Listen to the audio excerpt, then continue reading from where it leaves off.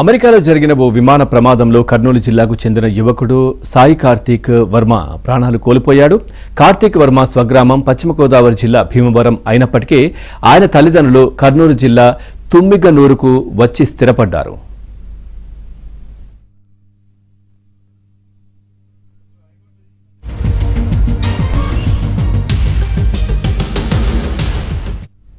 Sky diving చేసేందుకు 11 మంది sky డైవర్లతో బయలుదేరిన సింగిల్ ఇంజిన్ ప్రైవేట్ విమానం ఎయిర్పోర్ట్ నుంచి టేకాఫ్ అయిన కొద్దిసేపటికే సాంకేతిక లోపం కారణంగా కుప్పకూలింది.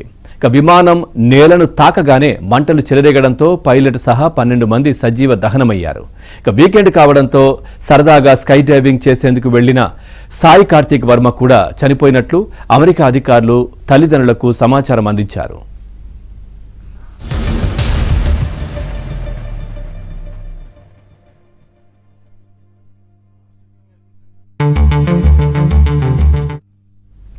కార్తీక్ వర్మ మృతదేహం పూర్తిగా కాలి బూడిదైనట్లు ఆయన తండ్రి సుబ్రహ్మణ్యం రాజు తెలిపారు.